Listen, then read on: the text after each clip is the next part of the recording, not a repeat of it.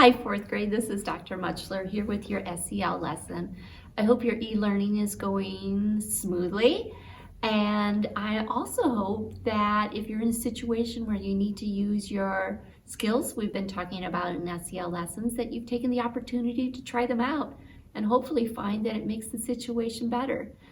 We're in problem solving, and just to review very quickly before we get into our lesson today, remember the first thing you need to do for good problem solving is to be calm. So that's why the calming down poster remains. If the problem makes you upset, gets you really worked up, make sure that you calm yourself down first. Tell yourself to stop, think of how you're feeling, and then use a strategy that works best for you to calm yourself down in that situation. It's important to calm down because remember, when you're worked up, your thinking brain is fuzzy. We need a clear thinking brain for problem solving. Once you're calm, we can move into those 4 steps of problem solving, which they help us try to remember by using the word step.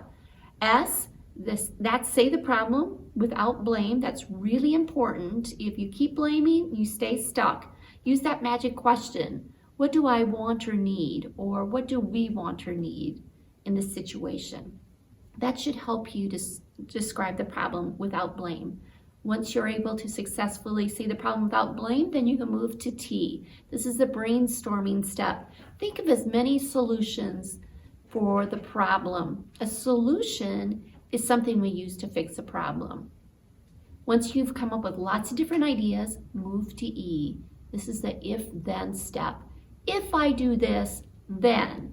Hopefully when you say then, you're able to say, well, this solution is safe.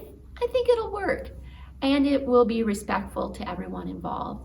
And then of course, P, pick that best solution, try it out, hopefully it will work.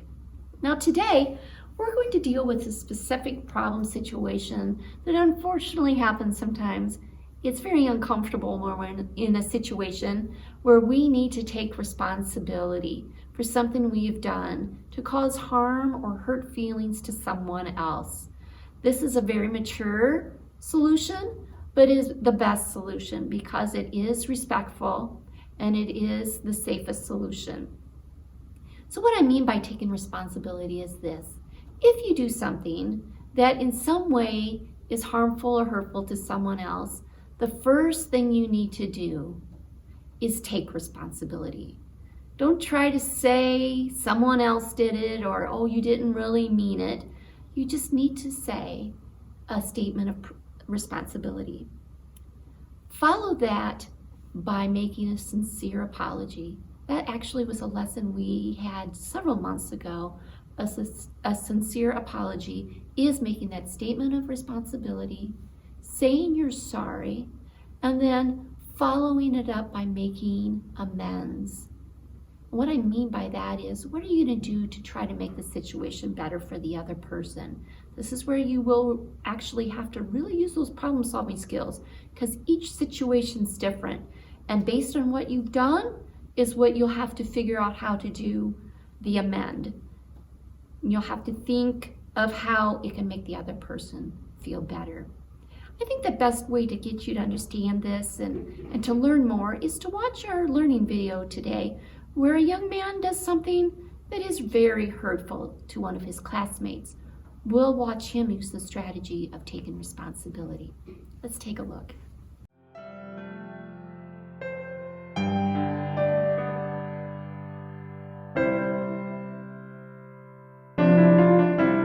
I was in a bad mood because I had to stay in from recess to finish some work. When everyone came in from recess after having a great time, I felt really annoyed.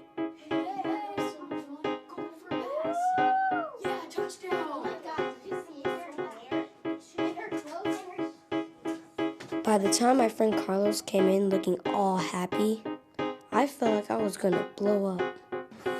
It was the best recess ever. I made a touchdown. I guess I wanted someone else to feel as bad as I did. So I said something mean to Carlos in front of everyone. Where'd you get that shirt? I mean, isn't that your sister's? What? You heard me. Just a little later, I started to feel pretty guilty.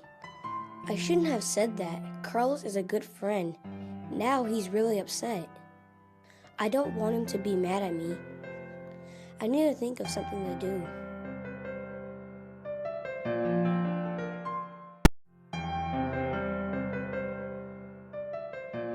I could pretend like it never happened, but then he might stay mad at me for a long time. I could apologize and try to do something to make it up to him. Maybe that would help. Carlos, I shouldn't have made fun of your shirt. There's nothing wrong with it. I was in a bad mood and I acted like a jerk. I'm really sorry. Can I make it up to you by letting you play with my football next recess?